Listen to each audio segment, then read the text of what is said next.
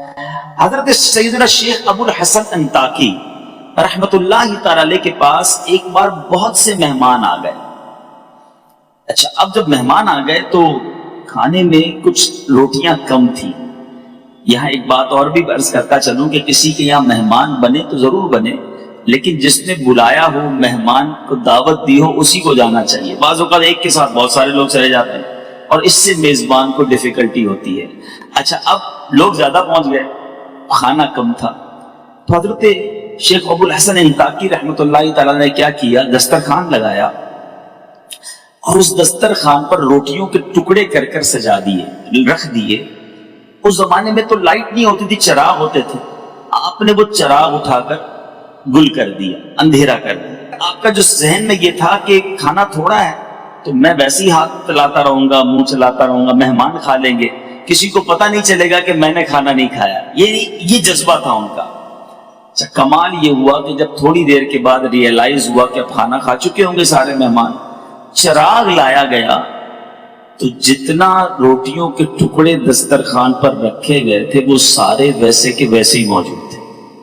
یعنی H and every بڈی، جتنے لوگ تھے سب نے یہ ذہن بنایا کہ کھانا تھوڑا ہے، بندے زیادہ ہیں، میں رک جاتا ہوں میرا بھائی کھا لے، میں ہاتھ روک لیتا ہوں کسی اور کا پیٹ بھر جائے. تو دسترخوان پر ساری کی ساری روٹی کی ٹکڑیاں ویسے ہی پڑی رہی اور دسترخوان ویسے ہی رہا. اے میرے نیچے اسلامی بھائیوں، یہ مائنڈ سیٹ تھا ہمارے بزرگوں کا کہ میں پیچھے رہ جاؤں، بھائی آگے بڑھ جائے، مجھے نہ ملے میرے بھائی کو مل جائے. پیچھے پیچھے اسلامی بھائیوں، اسی کو ایثار کہتے ہیں، یاد رکھیے گا، سیکریفائس. ایثار ہم باتیں تو بہت کرتے ہیں لیکن ایثار ہے کیا؟ حدیث پاک سن لیجئے، نبی پاک علیہ الصلوۃ والسلام کا فرمان ہے، جو شخص کسی چیز کی خواہش رکھتا ہو پھر اس خواہش کو روک کر اپنے اوپر کسی دوسرے کو ترجیح دے تو اللہ عز و جل اسے بخش دیتا ہے. لک ایٹ دا ریوارڈ، انعام کتنا بڑا ہے. آپ کو بھی چاہیے، آپ کے بھائی کو بھی چاہیے، کوئی ایسی چیز ہے.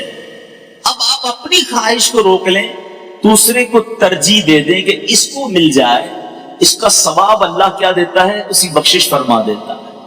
اچھا، ایک یہ مائنڈ سیٹ ہے. اور آج کل کا مائنڈ سیٹ کیا ہے، حالانکہ یہ پرانی بات ہے کہ ایک زمانے میں ایک شہر کے اندر دودھ کی قلت ہو، اناؤنس کیا گیا کہ ایک بڑا سا کنواں ہے، سارے شہر کے لوگ آئیں اور ایک ایک پیالہ دودھ کا اس میں ڈال دیں تو یہ کنواں دودھ سے بھر جائے گا، تو جو شہر میں کمی ہے وہ پوری ہو جائے گی. ایک شخص گیا کنویں کے پاس، آرڈر تھا بادشاہ کا، سب نے جانا ہے، تو وہ بھی پہنچ گیا. سوچنے لگا، یار سارے شہر نے دودھ ڈالا ہے، اگر میں ایک گلاس پانی ڈال دوں گا تو اس سے کیا فرق پڑے گا. تو اس نے کیا کیا، اس کنویں میں پانی ڈال دیا. نیت میں فطور تھا، اس نے پانی ڈال دیا. صبح ہوئی، جب اس پردہ ہٹایا گیا اس کنویں کے اوپر سے تو وہ پورا کا پورا کنواں جو تھا وہ پانی سے بھرا ہوا تھا. یعنی ہر شہر کے بندے نے یہی سوچا کہ میرے ایک گلاس پانی سے کیا ہوگا، کسی نے دودھ نہیں ڈالا. ایک یہ مائنڈ سیٹ ہے کہ میں غلط کر رہا ہوں، ایک سے کیا ہو جائے گا. اور ایک وہ مائنڈ سیٹ تھا کہ میں بھوکا رہ گیا تو کیا حرج ہے میرے بھائی کا پیٹ بھر جائے. ایچ اینڈ ایوری بڈی وہاں بھوکا رہا اور یہاں پورے شہر نے پانی کا گلاس ڈال دیا. میں کس طرف کی سوچ رکھتا ہوں کہ میرا بھلا ہو جائے، سامنے والے کا بیڑا غرق ہو جائے، یہ میرا ذہن ہے. یا میرا ذہن یہ ہے کہ سب کا بھلا، سب کی خیر، سب کے بھلے میں اپنی خیر. دوسروں کا جو اچھا سوچتا ہے نا اس کا ہمیشہ اچھا ہوتا ہے، کبھی کسی کو تکلیف نہیں دینی ہے. آج جو میرا بیسک ٹاپک ہے نیچے اسلامی بھائیوں وہ یہ ہے کہ ہماری ذات سے کسی کو تکلیف نہ پہنچے. دیکھیں، حقوق اللہ کی بہت بات ہم کرتے ہیں، بہت اچھی بات، بالکل ٹھیک ہے، نماز پڑھنا ہے، روزہ رکھنا ہے، تلاوت کرنا ہے، عبادت کرنا ہے، زکوٰۃ دینا ہے، حج کرنا ہے، بریلینٹ، بہت اچھی بات. لیکن حقوق اللہ کے ساتھ ساتھ ایک بہت بڑا چیپٹر ہماری لائف میں حقوق العباد کا بھی ہے، اور یہ موسٹ امپورٹنٹ چیپٹر ہے. کیونکہ روایتوں میں آتا ہے، علماء فرماتے ہیں جب کوئی اللہ کے حقوق پامال کرتا ہے نا، نماز نہیں پڑھتا، روزے نہیں رکھتا، گناہ کرتا ہے، اگر مرنے سے پہلے وہ سچی توبہ کر لے، اللہ کی رحمت سے امید ہے اللہ اپنے سارے حق اسے معاف فرما دے گا. لیکن اگر کسی نے کسی مسلمان کا دل دکھایا، کسی کے ساتھ دھوکہ کیا ہے، کسی سے مال دبا لیا ہے، کسی پر ظلم کیا ہے، حقوق العباد اس نے ڈسٹرب کیے لوگوں کے، جب تک بندہ معاف نہیں کرے گا جب تک اللہ بھی معاف نہیں فرماتا۔ ذرا غور کیجئے کہ اس پر کتنی توجہ دینے کی ضرورت ہے۔ ایک بار نبی پاک علیہ الصلوۃ والسلام نے بڑی خوبصورت حدیث پاک، آج ہم کہتے ہیں نا یار بڑا اچھا آدمی ہے، یہ بہت سارا ماڑو ہے، اچھا اپنے بارے میں بھی لوگ کہتے ہیں میں بہت اچھا آدمی ہوں۔ آج میں آپ کو حدیث پاک کے ذریعے سے بتاتا ہوں کہ کون اچھا ہے کون برا ہے۔ نبی پاک علیہ الصلوۃ والسلام نے فرمایا کیا میں تمہیں اچھے اور بروں کی خبر نہ دوں؟ میرے آقا خود فرماتے ہیں اچھے کون ہیں اور برے کون ہیں؟ صحابہ کرام خاموش رہے۔ میرے آقا نے 3 بار سوال کیا۔ ایک شخص نے عرض کی یا رسول اللہ صلی اللہ علیہ وسلم جی ہاں ہمیں اچھوں بھلوں اور بروں کی خبر عطا فرما دیجئے۔ اب غور سے سنیے گا، اب آپ خود چیک کر لیں، جتنے یہاں بیٹھے ہیں جتنے بعد میں چینل پر دیکھیں گے خود غور کر لیں کہ میں اچھا ہوں یا برا ہوں۔ نبی پاک فرماتے ہیں تمہارا بھلا وہ شخص ہے جس سے خیر کی امید کی جائے اور اس کے شر سے امن ہو، یعنی اس سے آپ کو جب کسی شخص سے شر کا خوف نہ ہونا، خیر ہی کی امید ہو، یار اس سے ہمیشہ اچھا ہی ہونا ہے، خیر ہی ملنی ہے، نہ لڑائی کرتا ہے نہ گالیاں دیتا ہے نہ جناب غصہ آئے گا، ہم کہتے ہیں بندہ بڑا اچھا ہے مگر غصہ مت دلانا ورنہ یہ اچھا نہیں رہے گا، پھر تو یہ اچھا نہیں ہے نا، جس سے خیر ہی کی امید ہو اور اس کے شر سے امن ہو۔ نبی پاک فرماتے ہیں اور فرمایا تمہارا برا وہ ہے جس سے خیر کی امید نہ کی جائے اور اس کے شر سے امن نہ ہو۔ اب غور کریں کہ مجھ سے لوگ ڈرتے ہیں، مجھ سے لوگ تکلیف میں ہیں۔ دیکھیں ہم کبھی کبھی کہتے ہیں میری بڑی عزت کرتے ہیں لوگ، ایک عزت ہوتی ہے خوف سے، عزت نہیں کریں گے تو پھر اور ذلیل کر دے گا۔ نوکر جو ہمارے ہوتے ہیں امپلائیز ہوتے ہیں وہ کیوں عزت کرتے ہیں؟ بھائی نوکری کر رہے ہیں، ہمیں زیادہ عزت نہیں کریں گے تو سیلری نہیں ملے گی، بونس نہیں ملے گا، لیکن ہمارے جانے کے بعد کیا وہ ہماری عزت پیچھے سے کر رہے ہوتے ہیں؟ عزت وہ ہے جو آپ کے پیچھے بھی کی جائے۔ آپ کے سامنے اگر کوئی عزت کر رہا ہے تو ہو سکتا ہے وہ خوف سے کر رہا ہو۔ وقار عزت اس چیز کا نام ہے کہ ہم اس کے سامنے ہو نہ ہو، بندہ پیچھے سے بھی دل میں عزت رکھے کہ بڑا اچھا آدمی۔ اب اپنے بارے میں مجھے اور آپ کو غور کرنا ہے کہ مجھ سے خیر کی امید کی جاتی ہے یا شر کی امید کی جاتی ہے۔ نبی پاک علیہ الصلوۃ والسلام کی ایک بڑی اہم حدیث پاک اگر آج یہ آپ سب کو یاد ہو جائے نا، اور آج اس بیان کا سمجھ لیں مین آبجیکٹ یہی ہے۔ سرکار دو عالم صلی اللہ علیہ وسلم نے فرمایا من آذا مسلمن فقط آذانی ومن آذانی فقط آذ اللہ۔ مختصر حدیث لیکن کمال بات فرما دی میرے آقا، فرمایا جس نے کسی مسلمان کو تکلیف دی اس نے مجھے تکلیف دی، اور جس نے مجھے تکلیف دی اس نے اللہ کو تکلیف دی۔ اب غور کر لیجیے، اچھا ہم کیا کرتے؟ ہم اپنوں کو تکلیف نہیں دے رہے ہوتے، جو ہمارے اسٹیٹس کا ہوتا ہے ہمارا رشتہ دار ہوتا ہے ان کا تو خیال رکھ لیتے ہیں، مگر عام مسلمانوں کے ساتھ ہمارا رویہ ایسا ہے، ہمارے غریب رشتہ داروں کے ساتھ، ہمارے امپلائیز کے ساتھ جس کو ہم نہیں جانتے، بالکل نہیں جانتے، روڈ پہ مل گیا، تھوڑی سی ٹکر لگ گئی، تھوڑا سا ہاتھ لگ گیا، تھوڑا سا بھیڑ میں آ گیا، ہمارے آگے کسی نے گاڑی بڑھا دی، اب ہمارا ایٹیٹیوڈ کیا ہے؟ اس وقت ہم تکلیف دیتے ہیں یا اگنور کر دیتے ہیں کہ کوئی بات نہیں مسلمان ہے۔ پورا مطلقاً نبی پاک نے فرمایا جس نے کسی مسلمان کو تکلیف دی، پھر اب غور کر لیجیے ہم نے کسی مسلمان کو تکلیف نہیں دینی ہے، کیونکہ آگے یہ بات کدھر جا رہی ہے؟ مجھے تکلیف دی، میرے آقا فرماتے جس نے مجھے تکلیف دی اس نے اللہ کو تکلیف دی۔ ہم اس دنیا میں تکلیف پہنچانے نہیں آئے۔ اگر آج کسی پر ظلم کرتے ہوئے، کسی کو ناراض کرتے ہوئے، کسی کا دل توڑتے ہوئے آپ آگے جا رہے ہیں، ٹھیک ہے دنیا میں کوئی کچھ نہیں کہہ سکتا، مگر آئیے میں آپ کو ایک اور روایت سناتا ہوں کہ قیامت کے دن کیا کچھ ہو سکتا ہے۔ میرے بیچ اسلامی بھائی، ایک بار نبی پاک علیہ السلام نے فرمایا کیا تم جانتے ہو مفلس کون ہے؟ آج اگر میں آپ سے بھی سوال کر لوں کہ مفلس کون ہے، آپ کہیں گے جس کے پاس گھر نہیں ہے، جس کے پاس گاڑی نہیں ہے، جس کے پاس پیسے نہیں ہے وہ مفلس ہے۔ صحابہ کرام علیہ رضوان نے بھی کچھ ایسا ہی جواب دیا کہ جس کے پاس درہم و دینار سامان نہیں ہوگا وہ مفلس ہے۔ میرے آقا علیہ السلام نے فرمایا نہیں، سنو حدیث کا خلاصہ ہے، میری امت میں مفلس وہ ہے جو قیامت کے دن نماز، روزے اور زکوٰۃ لے کر آئے۔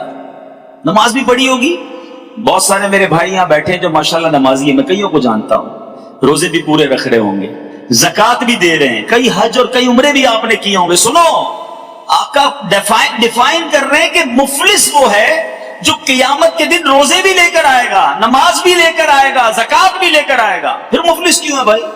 سنیے، مگر حال یہ ہوگا کہ کسی کو گالی دی ہوگی، کسی پر تہمت لگائی، اس کا مال کھایا، اس کا خون بہایا، اسے مارا، اس کی اب کیا ہوگا؟ اب اس کی نیکیوں میں سے مظلوم کو نیکیاں دینی جائیں گی، اور پھر کچھ اس مظلوم کو، پھر اس مظلوم کو، پھر جس کے ذمے جو حقوق تھے، جب یہ دیتا جائے گا نیکیاں ختم ہو جائیں گی، مظلوم زیادہ ہوں گے، تو اب مظلوموں کے گناہ اس کے سر پر ڈالے جائیں گے اور پھر اس شخص کو آگ میں پھینک دیا جائے گا۔ یعنی اس کے اپنے گناہ نہیں ہوں گے، بظاہر اس کے پاس نیکیاں ہوں گی، لیکن چونکہ اس نے دل آزاریاں، ظلم اور لوگوں کے حقوق تلف کیے ہوں گے، قیامت کے دن یہ سب دینا پڑ جائے گا۔ میٹھے میٹھے اسلامی بھائیوں، خدا را اس بات کو ریئلائز کیجیے۔ اچھا، اب میں چند ایگزامپلز دوں گا، کیونکہ جب بیان اس طرح کرتا ہوں تو بعض اوقات ذہن میں خیال آتا ہے یار یہ بات تو بالکل ٹھیک کر رہے ہیں، کسی کو تکلیف نہیں دینی چاہیے، لیکن میں تو کسی کو تکلیف نہیں دیتا۔ ہم بعض اوقات یہ سمجھ رہے ہوتے کہ میں تو کسی کو تکلیف نہیں دیتا، میں تو بڑا اچھا انسان ہوں۔ تو اب میں چند ایگزامپلز اپنے بیان میں دوں گا، آپ غور سے سنیں گے کہ کیا کہیں اس انداز سے تو میں تکلیف نہیں دیتا۔ یاد رکھیے، ہمارے معاشرے میں کسی کو گھور کر دیکھا جانا، غصے سے دیکھا جانا، یہ کوئی نارمل سی بات لگتی ہے کہ ٹھیک ہے تو نارمل ہے۔ سنیے، نبی پاک علیہ الصلوۃ والسلام نے فرمایا، جو اپنے بھائی کی طرف ڈرانے والی نظروں سے گھورے، اللہ تعالیٰ اسے قیامت کے دن ڈرائے گا۔ آج گھورتے ہیں، آج یعنی آنکھوں سے بھی تکلیف نہیں پہنچانی، ہاتھ تو بڑی دور کی بات ہے، زبان تو دور کی بات ہے، کسی کو اس نظروں سے نہ دیکھو جس سے وہ سہم جائے، جس سے وہ ڈر جائے، جس سے وہ خوف زدہ ہو جائے۔ پھر آقا علیہ الصلوۃ والسلام نے ایک جگہ پر ارشاد فرمایا، مسلمان کے لیے جائز نہیں کہ دوسرے مسلمان کی طرف آنکھ سے اس طرح اشارہ کرے جس سے اسے تکلیف پہنچے۔ اب اسی سے ریئلائز کر لیجئے، جب آنکھ سے تکلیف پہنچانا جائز نہیں ہے تو ہاتھ سے تکلیف پہنچانا، زبان سے تکلیف پہنچانا، یہ کتنا برا ہوگا۔ اچھا، اب گھورنا نہیں ہے، ایک اور بڑا عجیب و غریب انداز، ہم کسی کے گھر مہمان جاتے ہیں، وہاں جا کے تکلیف کا باعث بن جاتے ہیں۔ کیوں؟ مثال کے طور پہ کسی کے گھر گئے، بہت اچھی بات ہے، جانا چاہیے، اگر میزبان بلاتا ہے تو جانا چاہیے، لیکن زبردستی کا مہمان نہیں بننا چاہیے۔ تکلیف کیا ہوتی ہے؟ کسی کے گھر بغیر بتائے چلے گئے، پہلے بتانا چاہیے۔ اب آپ پہنچے، پہلے سے اس کے گھر پہ کوئی مہمان ہے، یا وہ خود بیچارہ کسی اور کام میں مصروف ہے، اب مروت میں منع تو نہیں کرے گا، آئیے آئیے گھر میں آئیے۔ کبھی کبھی ہوتا بھی ہے، گھر میں جاتے پہلے سے کچھ لوگ بیٹھے ہوتے ہیں، اچھا اس کے گھر میں کچھ انتظام نہیں ہے، وہ اپنی کسی مصروفیت میں اس کو کہیں باہر جانا ہے، آپ گئے مہمان بن کر، مگر اس کے لیے تکلیف کا باعث بنے۔ اچھا یہ تو ہو گیا، چلے آپ یہ کیا۔ اچھا مہمان نے بعض اوقات ہم کہتے ہیں نہیں یار میں ایسا نہیں کرتا، میں بغیر بلائے تو نہیں جاتا، بلاتے تبھی جاتا ہوں، لیکن جا کر کیا کرتے ہیں؟ کسی کے گھر میں گئے، یار اتنا بڑا تمہارا کاروبار ہے، ابھی تک اسی کالونی میں رہتے، ابھی تک 500 گز کی بنگلے میں، ابھی تک بڑا گھر نہیں لیا تم نے؟ اچھا یار یہ ڈرائنگ روم کیسا بنایا ہے، یہ تو یہاں نہیں وہاں ہونا چاہیے تھا، یار کلر اسکیم تو دیکھ لیتے، یار یہ کون سا کلر کروا لیا تم نے، یہ صوفے اب پچھلی بار آیا تھا جب بھی وہی تھے، آج بھی وہی ہے۔ اور بندہ بولے یار میں نے مہمان بلایا، انسپیکٹر بلایا، گھر میں جاتے ہی گھر کی خامیاں نکالنا شروع۔ اچھا کھانا لگ گیا تو کھانا لگتے ہی کھانے میں کیڑے نکالنا شروع، یار میں تو چکن کھاتا ہی نہیں ہوں، میں تو آج کل چاول نہیں کھا رہا۔ اب بندہ بولے یار پہلے بتا دیتے حضرت آپ کیا نہیں کھاتے، کیا کھاتے، لسٹ بھجوا دیتے، میں وہی بنا لیتا۔ یہ سب تکلیف کا باعث چیزیں ہیں۔ مہمان کے لیے یہ اصول لکھا کتابوں میں کہ جب کسی کے گھر جائے تو جہاں وہ بٹھائے وہاں بیٹھ جائے، جو کھانا پیش کرے وہ کھا لے، نہیں سمجھ آتا نہ کھائے۔ سرکار دو عالم صلی اللہ علیہ وسلم کا بھی یہ طریقہ تھا کہ آپ کے سامنے جب کھانا لگایا جاتا، کھانے میں کبھی عیب نہیں نکالتے تھے، بلکہ پسند آتا تو تناول فرماتے، نہ پسند آتا تو ہاتھ روک لیتے کہ میں اپنی بیوی سے معافی مانگوں، اپنے بچوں سے معافی مانگوں۔ سنیے میٹھے اسلامی بھائیوں، میری اور آپ کی کیا حیثیت ہے؟ کونین کے والی صلی اللہ تعالی علیہ وسلم ایک بار نہیں، آپ کی سیرت اٹھا کر دیکھو، کئی بار اعلان فرمایا اگر کسی کا مجھ پر کوئی حق آتا ہے تو مجھ سے لے لو، اگر آپ ایسے کسی کا میں نے اگر دل دکھایا ہے تو آ کر مجھ سے بدلہ لے لو. ایک بار نبی پاک علیہ الصلوۃ والسلام صفے درست کر رہے ہیں, صحابہ کرام موجود ہیں, آپ نے اپنی ڈنڈی سے اپنی عصا مبارک سے کسی صحابی کو تھوڑا سا پیچھے کیا, صف درست نہیں تھی. نبی پاک نے جب اعلان کیا کہ تم میں سے کسی کا حق آتا ہے تو مجھ سے لے لو, وہ صحابی کھڑے ہو گئے, کہتے یا رسول اللہ میں نے آپ سے بدلہ لینا ہے. آپ نے میرے پیٹ میں چھڑی ماری تھی, میرے پیٹ میں اپنی ڈنڈی سے اپنے عصا سے مجھے پیچھے کیا تھا, مجھے تکلیف ہوئی. صحابہ لرز گئے, یہ کیا کہہ رہے ہیں, نبی پاک سے بدلہ لیں گے؟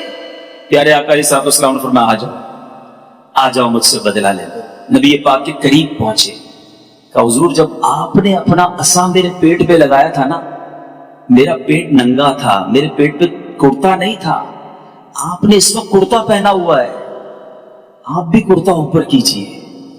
صحابہ اور لرز گئے, یہ کیا کرنا چاہ رہے ہیں؟ نبی پاک نے اپنا کرتا بھی اوپر کر دیا. تاریخ نے ایسا منظر دیکھا ہوگا کہ آقا اپنے غلاموں کو کہہ رہا ہے کہ جس کو مجھ سے بدلہ لینا ہے لے لو, اور اپنا کرتا اوپر کر دیا. مگر دیکھو اس صحابی کا کمال, دوڑتے ہوئے گئے اور نبی پاک کے جسم سے لپٹ گئے, میرے آقا کے جسم کو چومنے لگے اور کہنے لگے آقا بدلہ نہیں لینا تھا, میری تمنا تھی کہ ایک بار مرنے سے پہلے میرا جسم آپ کے جسم سے ٹچ ہو جائے. مجھے پتا ہے کہ میرے جسم نے اگر آپ کے جسم کو چھو لیا تو پھر سے جہنم کی آگ نہیں جلائے گی. یہ ہے میرے آقا کی تعلیمات. معافی مانگتے تھے یار, میرے آقا اپنے غلاموں سے کہتے تھے مجھ سے بدلہ لے لو, اور میں ہوں کہ آج جس کا جو چاہے بیڑا غرق کر دوں. میرا ملازم ہے نا, کیا کر سکے گا میرا؟ ذرا سی غلطی کی منہ سے گالیاں نکلتی ہیں, ذرا سی غلطی کی اس کو کہتا جا نوکری سے تو فارغ ہے.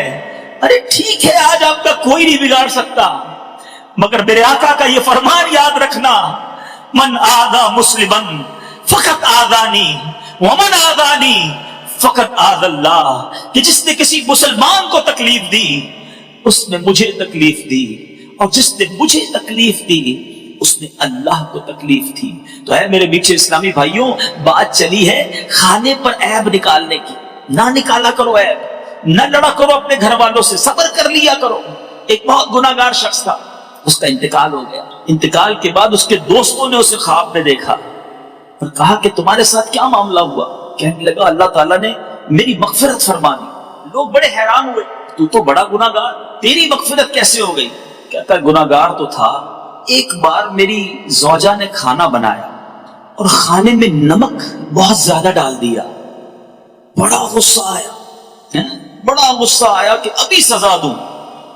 ہو سکتا ہے یہاں بھی ایسے کوئی شیر ببر بیٹھے ہوں گے کہ جیسے ہی کھانے میں کوئی گڑبڑ ہوتی ہوگی تو ہاتھ بھی اٹھا دیتے ہوں گے, پلیٹ بھی پھینک دیتے ہوں گے. کہتے ہیں میرا بھی بڑا غصہ ہے کہ بدلہ لے لوں, مگر دل ہی دل میں سوچا کہ آج میری بیوی نے ایک غلطی کی ہے, میں چلا بدلہ لینے. میں صبح سے شام اپنے رب کی بارگاہ میں کتنی خطائیاں کرتا ہوں, کتنی غلطیاں کرتا ہوں, وہ تو مجھ سے کوئی سزا نہیں دیتا, وہ تو مجھے چلائی جا رہا ہے, نبھائی جا رہا ہے. کہتا کچھ نہیں کہا, سنیے گا, زبان سے کچھ نہیں کہا, بس میں نے صبر کر لیا اور کھانا کھا لیا, اگنور کر دیا, دیٹس اٹ. اللہ دلوں کے حال جانتا. اس نے زبان سے کچھ نہیں کہا کہ میں نے تجھے معاف کیا, چل آج غلطی کی آئندہ مت کرنا, آئندہ کرو گی تو پھر سزا دوں گا. نہیں, کوئی اترایا نہیں, کوئی جتلایا نہیں, کچھ بھی نہیں, دل ہی دل میں معاف کر دیا. مرنے کے بعد اسے بتایا گیا کہ اس روز تم نے اپنی بیوی کو, میری بندی کو کھانے میں غلطی کرنے پہ جو معاف کیا تھا, تو نے بندہ ہو کر میری بندی کو معاف کر دیا. میں تو سب سے بڑا معاف کرنے والا ہوں, جا میں نے تیرے سارے گناہ معاف کر دیے. یہ ہے معافی کی فضیلت, یہ ہے صبر, اور یہ ہے نرمی. ہم تکلیف دینے نہیں آئے دنیا میں, خدا را یہ بہت تھوڑی سی لائف ہے, سمجھو میری بات کو. تھوڑے دنوں میں ہم سب نے دنیا سے چلے جانا ہے. جتنا جینا ہے نا خوشیاں بکھیر کے جیے, پیس اور لو اور محبت دے کر جیو. کیوں تکلیفیں دیتے ہیں؟ کچھ لوگ ہوتے ہیں, آپ کو بھی پتا ہے, آپ بھی جانتے ہیں, میں بھی جانتا ہوں, کہ جن سے ملنے کو جی نہیں چاہتا ہے. بندہ کیا یار ملیں گے نا تو کوئی تنظیم کرنا ہے انہوں نے, کانٹے لگے ہوتے ہیں. ایسا لگا کچھ شخصیات میں کانٹے لگے, ہاتھ ملاؤ تو کانٹا چبو دیتے ہیں. بندہ بولے نہ ہی ملتا تو اچھا تھا یار. ایسے لوگوں کا بندہ فون بھی نہیں اٹھاتا. جب فون اٹھاؤں گا تو جناب کم از کم آدھا گھنٹہ انہوں نے بات کرنی ہے اور دنیا بھر کی پچات کرنی ہے. ایسے نہ بنو. لوگوں کے لیے کمفرٹ زون رکھیں. آپ ایسے بن جائیں کہ لوگ آپ سے بات کرنے میں خوش ہوں, آپ کے قریب آنے میں ان کو مزہ آئے. اچھا بہت سارے انداز ہیں, چونکہ وقت تھوڑا ہے ورنہ بہت ساری ایسی مثالیں ہیں کہ ہم کہاں کہاں لوگوں کو تکلیف دیتے ہیں. پڑوسی, ہم سمجھتے پڑوسی ہے تو ٹھیک ہے, وہ اپنے گھر میں رہتا ہے, میں اپنے گھر میں رہتا ہوں, لیکن پڑوسی کے حقوق کتنے. سرکار دو عالم صلی اللہ تعالی علیہ وسلم نے فرمایا اللہ کی قسم وہ ایمان والا نہیں, اللہ کی قسم وہ مومن نہیں ہو سکتا. سنیے گا, صحابہ نے عرض کی رسول اللہ صلی اللہ علیہ وسلم وہ کون ہے؟ آپ فرمانے اللہ کی قسم وہ مومن نہیں ہو سکتا. میرے آقا علیہ الصلوۃ والسلام نے فرمایا جس کی برائیوں سے اس کا پڑوسی محفوظ نہ رہے وہ مومن ہی نہیں ہو سکتا. ہم کہتے ہیں بھائی میرا گھر ہے, اس کا گھر ہے. بچہ ان کا غلطی کر جائے ہم نے آستین چڑھا کے لڑائی کرنی شروع کر دینی ہے. اچھا پڑوسیوں کو تکلیف کیسے دیتے ہیں؟ اپنا گھر دھویا, اب اس کے گھر کے آگے پانی پڑا ہوا ہے, اپنے گھر کا کچرا ادھر جا کے رکھ دیا, رات دیر سے, اب یہ بلڈنگوں میں جو رہتے ہیں بالخصوص, اب اوپر والا جناب رات کو ہی کاریگری کر رہا ہے, اپنے سارے فرنیچر کو رات کو ہی سیٹ کرنا ہے, نیچے والوں کی نیند برباد ہوتی ہے تو ہو جائے, ڈرل مشین سے سوراخ کر رہے ہوتے ہیں. تو خدا را سوچئے کہ آپ جاگ رہے ہیں, ساری بلڈنگ نہیں جاگ رہی ہے. اب آپ اپنے جو بنگلوں میں رہتے ہیں وہ اپنے پڑوسیوں کے بارے میں سوچ لیں کہ میں کہاں کسی کے لیے تکلیف کا باعث تو نہیں بنتا. اچھا آپ کو کوئی تکلیف دے رہا ہے تو آپ نے کیا کرنا ہے؟ آپ نے صبر کرنا ہے. مجھے ایک بڑا پیارا واقعہ یاد آ گیا. ہمارے اسلاف کیسے تھے. سیدنا مالک بن دینار رضی اللہ تعالیٰ عنہ, آپ کا ایک پڑوسی یہودی تھا, آپ اللہ کے بڑے نیک بندے تھے, اس کو بڑی آپ سے جو ہے نا کس کو جیلسی تھی کہ یار یہ مسلمان اتنا بڑا عالم دین میرے برابر میں رہتا ہے. وہ ڈیلیبریٹلی جان بوجھ کر اپنے گھر کی گندگی پرنالے کے ذریعے روزانہ آپ کے گھر میں پھینکتا. گندگی پرنالا سمجھ گئے نا آپ, جو بارش کے لیے ہوتا ہے, تو روز گندگی پھینکتا. سیدنا مالک بن دینار روز اسے پانی ڈال کے صاف کر لیتے.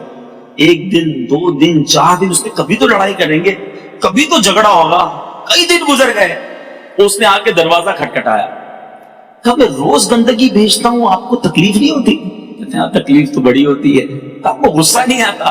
تو میں نے نبی پاک علیہ الصلوۃ والسلام کا فرمان سنا ہے کہ غصہ پینے والے اللہ کو محبوب ہیں, میرے اللہ کو معاف کرنے والے پسند ہیں. میں پانی ڈال کے دھو دیتا ہوں اور صبر کر لیتا ہوں. وہ کہتا ہے حضرت اب بعد میں گھر کی گندگی صاف کیجئے گا, میرے دل کی گندگی کو صاف کیجئے, کلمہ پڑھ کر مسلمان ہو گیا. ہمارے اسلاف وہ تھے جن کے پڑوسی غیر مسلم ہوتے تو اچھے اخلاق کی وجہ سے مسلمان ہو جاتے. ہمارا اخلاق یہ ہے کہ ہمارے مسلمان پڑوسی ہماری وجہ سے پریشان ہیں. آپ خود بتاؤ, میرا اور آپ کا کوئی غیر مسلم پڑوسی ہو, کیا ہمارے ایٹیٹیوڈ کو دیکھ کر وہ مسلمان ہوگا کہ یار اتنے اچھے ہوتے مسلمان؟ وہ تو شاید یہ کہے گا یار مسلمان ایسے ہوتے, اسلام ایسا مذہب ہے. خود سوچئے. یہ میں آپ کو وہ تمام چیزوں کو شارٹلی ہائی لائٹ کرتا جا رہا ہوں کہ ہم کدھر غلطیاں کر جائیں. والا مذاق آپ نہیں کر سکتے. قیامت کے دن مذاق اڑانے والوں کے لیے جنت کا دروازہ کھولا جائے گا, اسے بلایا جائے گا, آؤ قریب آؤ. جب وہ آئے گا تو دروازہ بند کر دیا جائے گا. اسی طرح کئی بار اس کو بلایا جائے گا کہ آؤ جنت میں, وہ جنت کے قریب آئے گا, دروازہ بند کر دیا جائے گا, پھر دروازہ کھول کر بلایا جائے گا آؤ آؤ قریب آؤ. مگر وہ اتنا مایوس ہو گیا ہوگا کہ لگتا ہے پھر جاؤں گا تو دروازہ بند ہو جائے گا, اس لیے وہ جنت میں ہی نہیں جائے گا. گویا جو دنیا میں لوگوں کو ستائے گا, قیامت کے دن اس کو اس طرح بتایا جائے گا کہ تم لوگوں کے ساتھ جو مذاق کرتے تھے آج جنت کی طرف بلا کر دروازہ بند کر دیا جائے گا. یہ انداز نہ رکھیں, تکلیف ہوتی ہے. آپ کہتے ہیں سامنے والا بھی ہنستا ہے جب میں اس کو موٹو بولتا ہوں, جب میں اس کو چھوٹو بولتا ہوں, جب کالو بولتا ہوں, جب اس کو کہتا ہوں تو لنگڑا ہے تو. اچھا توتلانا, بیچارہ جو توتلاتا ہے, جس کی آواز میں تھوڑا سا فرق ہوتا ہے, اس کے سامنے اسی کی زبان میں بات کرتے ہیں اور سارے دوست ہنستے ہیں, اور وہ بھی بیچارہ کسیانی ہنسی ہنستا ہے. تو ہم کہتے ہیں اس کو برا نہیں لگتا نا, پوچھو اس سے. دل میں رو رہا ہوتا ہے کہ یا اللہ میں بھی صحیح بولتا تو آج دوست مذاق تو نہ اڑاتے. ارے اس کا رنگ کالا ہے, تمہارا گورا ہے, اللہ نے بنایا اسے. اس کا قد چھوٹا ہے, رب نے بنایا, تمہیں اللہ نے اچھا بنایا. اس پہ اترانا نہیں, اس پہ غرور کرنا نہیں. آج کسی کا دل دکھا رہے ہو, ایسا نہ ہو تو نعمتیں تمہیں رب نے دی ہے تم سے بھی واپس چھین لے گا. تو کبھی بھی اس طرح کسی کا مذاق نہیں اڑانا چاہیے. یہ بھی ایک انداز ہے لوگوں کا دل دکھانے کا اور تکلیف پہنچانے کا. میٹھے میٹھے اسلامی بھائیوں, اب آخر میں صدقہ و خیرات میں بھی کیا تکلیف پہنچاتے ہیں.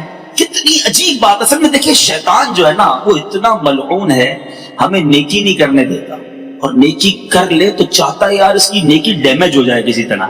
یہ نیکی تو کر گیا, اس کا نقصان ہو جائے. اب کیا کرواتا ہے, احسان جتواتا ہے. کسی غریب کی شادی کروا دی, کسی کو علاج کروا دیا, کسی کی ماں بیمار تھی تو اس کو علاج کرا دیا, کسی کا قرضہ تھا قرضہ اتار دیا. اب کیا کرتے ہیں لوگ, ہاں بھائی یاد ہے نا تیرا علاج میں نے کرایا تھا, وہ دن یاد ہے تیری بہن کی شادی کروائی تھی, نوکری نہیں تھی تیرے پاس, نوکری میں نے دلائی تھی, بھول تو نہیں گیا نا. آج ماشاءاللہ اتنا بڑا کاروباری ہو گیا, پہلا قرضہ مجھے سے لینے آیا تھا.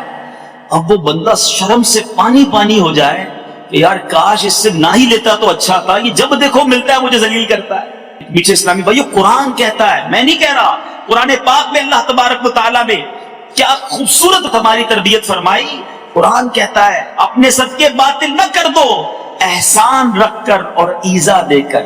جو جتاتا ہے نا اپنا احسان, اس کا صدقہ بھی باطل ہو جاتا ہے. آپ صدقہ دے, اللہ کے لیے دے رہے ہیں, جتلانا کس چیز کا. اچھا اب آپ کہیں گے, دیکھیں میں دوبارہ کہتا نا میں کچھ مثالیں دوں گا.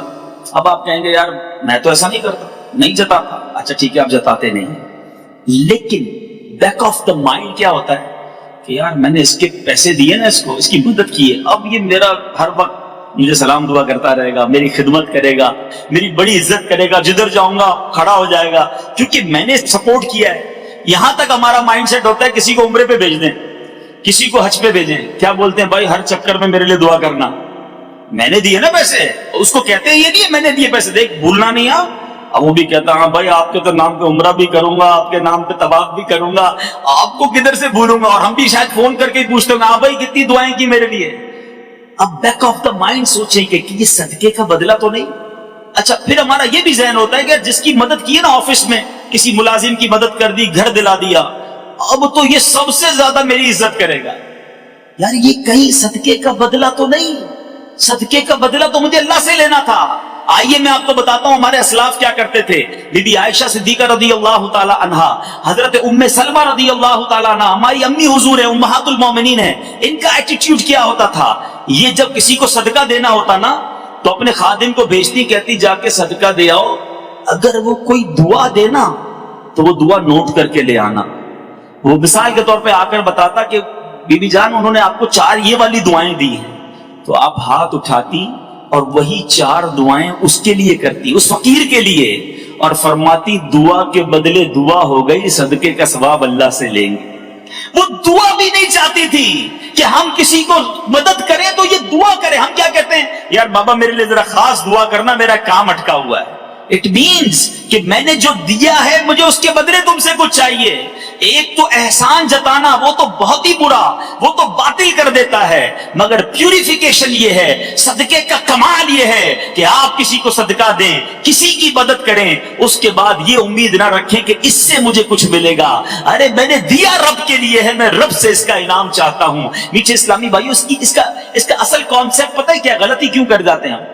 اصل میں ہم یہ سمجھتے ہیں کہ میں نے زکوٰۃ دی ہے, میں نے صدقہ دیا ہے تو یہ میرا احسان ہے, جبھی تو آپ اس سے کچھ بیک چاہتے ہیں نا, اس کا کچھ بدلہ چاہتے ہیں. یہ غلطی ہے. علماء کہتے ہیں, امام غزالی کمال بات لکھتے ہیں, احیاء العلوم میں آپ لکھتے ہیں, صدقہ دینے والے کا احسان نہیں ہے, یہ صدقہ لینے والے کا, زکوٰۃ لینے والے کا تم پر احسان ہے کہ تمہارا میل لے گیا, تمہارا برڈن دور کر گیا, تمہیں ایک فریضے کی ادائیگی میں اس نے مدد کی ہے.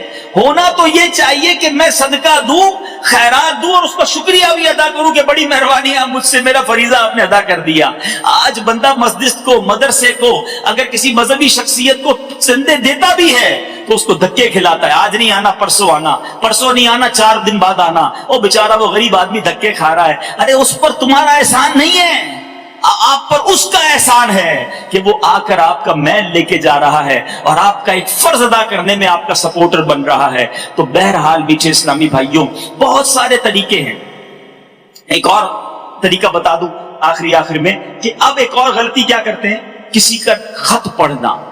میرے آقا علیہ الصلوۃ والسلام نے فرمایا، حدیث کا خلاصہ ہے، جس نے کسی کا خط بلا اجازت پڑھا اس نے جہنم میں دیکھا، آگ میں دیکھا. اچھا خطوں کا تو زمانہ نہیں ہے، مگر موبائل فون تو ہے نا آج کل. کسی کا فون اٹھایا میسج پڑھنے شروع کر دیے، کسی کا فون. اچھا اب کیا ہوتا ہے، کسی کے برابر میں بیٹھ کے بندہ کوئی میسج بنائے تو وہ جھک جھک کے دیکھا. ارے اللہ کے بندے، آپ کا کام ہی نہیں ہے کہ آپ کسی کی پرائیویسی میں دخل کریں. یہ بھی تکلیف ہے مسلمانوں کو. اور یہ آگ میں دیکھنا فرمایا نبی پاک نے. ہم کہتے نہیں میرا دوست ہے یار میں اس کا موبائل یوز کر سکتا ہوں. نہیں، کوئی نہیں چاہے گا کہ آپ اس کی گیلری میں جا کر اس کی پکچرز دیکھیں. ہو سکتا ہے اس کی فیملی کی پکچرز ہو، اس کی کوئی پرائیویٹ بات ہو. تو یہ سب چیزیں تکلیف کا باعث ہیں. میں نے آپ کو پھر دوبارہ وہ حدیث سنا رہا ہوں کہ بہت سارے طریقے جس سے ہم تکلیف پہنچاتے ہیں. ضروری نہیں آپ گالیاں دینے والے ہوں، ضروری نہیں آپ لڑائی جھگڑے کرنے والے ہوں، لیکن یہ وہ مس بہیو ہیں جس کے ذریعے آپ کسی کو تکلیف پہنچا کر مسلمان کو ناراض کر سکتے ہیں. سامنے والا کہتا نہیں، اس کا مطلب یہ نہیں کہ وہ ناراض نہیں ہے، دل سے وہ خوش نہیں ہوتا. تو بہرحال اس اللہ کرے کہ آج کے اس بیان، مختصر سے بیان میں میں اور آپ یہ ریئلائز کرنے میں کامیاب ہو جائیں اور سیکھ کر جائیں ہر سٹیپ پر. اگر ہو گئی ہے نا غلطی، کوئی بات نہیں، انسان ہے، ہم انسان ہیں، غلطی ہو سکتی ہے. میں کسی کا دل دکھا دیا، پھر دوبارہ اسے فون کریں. بھاری پڑے گا، ہاں یہ نفس کو ہے بڑا بھاری. اور خاص طور پہ اگر کوئی آپ سے ماتحت ہے، آپ کا بیٹا ہے مثال کے طور پہ. الحمدللہ میں آپ کو تحدیث نعمت کے لیے بتا رہا ہوں، امیر اہل سنت سے سیکھا کہ اپنے بچوں سے بھی معافی مانگیے، کوئی بات نہیں. اور بچوں کے دلوں میں عزت کم نہیں ہوگی، اور بڑھ جائے گی کہ یار والد ہو کر بچوں سے معافی مانگ رہا ہے. مانگے، ان کی تربیت ہوگی کہ وہ بھی آگے معافی مانگنا سیکھیں گے کسی سے. آپ اپنے کسی امپلائی کو بلا لیں کہ یار مجھے لگتا ہے میں نے آپ کی، یا بلکہ کہہ ہی دیں، ہو سکتا ہے میں نے کئی بار آپ کا دل دکھایا ہو، اللہ کی رضا کے لیے مجھے معاف کر دینا. تو وہ تھوڑی آپ کی سیٹ پہ آگے بیٹھ جائے گا، چلو سیٹ صاحب معاف نہیں کروں گا، میرے کو سیٹ دے دو. وہ بھی خوشی خوشی سے معاف کر لے گا، آپ کی عزت ہی بڑھے گی. لیکن کیا پتا میں نے، اور اپنی بیوی سے معافی مانگ لیں، اپنے ماں باپ سے تو ہر وقت معافی مانگنی چاہیے. یہ سب وہ چیزیں ہیں جو اسلام مجھے اور آپ کو سکھاتا ہے. اور فیملی ہے نا، یاد رکھیے ہمارا ایٹیٹیوڈ بڑا اچھا ہے، مگر کس کے ساتھ اچھا ہے؟ ہمارے کسٹمرز کے ساتھ. ہماری دکان پہ کوئی گاہک آ جائے، ارے ماشاءاللہ آئیے آئیے حاجی صاحب کیسے ہیں، طبیعت ٹھیک ہے، آئے بیٹھے بیٹھے چائے پیئیں گے؟ اچھا ٹھنڈا منگاتا ہوں، چائے نہیں پینی تو. اچھا کھانا کھایا کہ نہیں، کھانا منگواؤں آپ کے لیے، بڑے دنوں بعد آئے، طبیعت کیسی ہے، اور گھر میں سب ٹھیک ہے. اتنی مسکراہٹیں، اتنی خدمتیں. سچ بتاؤ یہ ایٹیٹیوڈ کبھی ہمارے والد کے ساتھ رہا؟ ہم نے اپنی ماں کے ساتھ کبھی اس انداز میں بات کی کہ ماں آپ کی طبیعت کیسی، کچھ کھانا پیش کرو؟ کسٹمر کے لیے سب ہے. اچھا بالکل اسی طرح دوست، یہ ینگسٹر بیٹھے، ارے دوست تیرے لیے جان حاضر، بولنا کدھر کھانا ہے، چلو چلو یار بس تو حکم کر. ساری جو محبتیں، جو پیار ہمارے فرینڈز کے لیے، ہماری فیملی کے لیے ہے، ہمارے کسٹمرز کے لیے ہے، کیا ہمارے گھر والوں کے لیے ہے؟ میں آپ کو حدیث پاک سناتا ہوں. میرے آقا علیہ الصلوۃ والسلام فرماتے ہیں تم میں سے بہترین وہ ہے جو اپنے گھر والوں کے ساتھ بہترین ہے.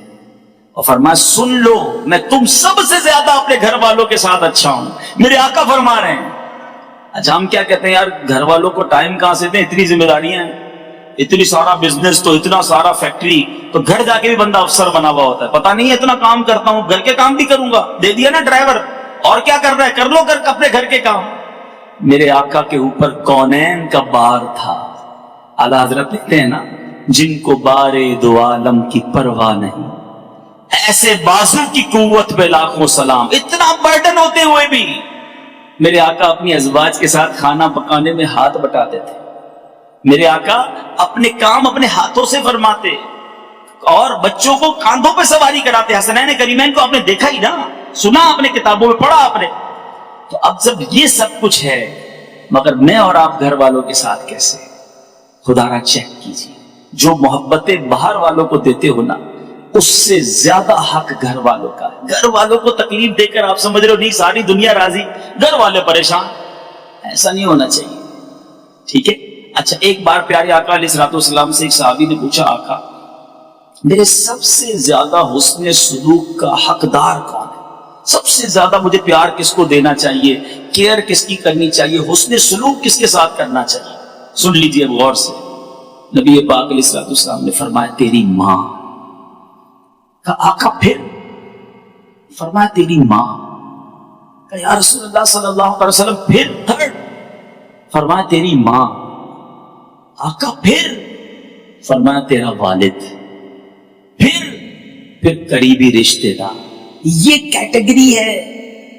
اچھا اس میں بھی علماء نے کمال تطبیق بیان کی، کمال کیٹیگرائز کیا کہ ماں کا 3 بار فرمایا، والد کا 1 بار فرمایا۔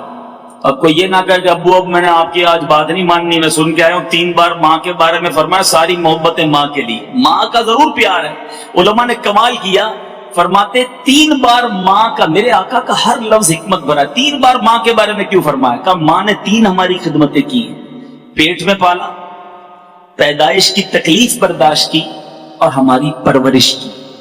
والد نے صرف ہماری پرورش کی ہے، ٹھیک ہے؟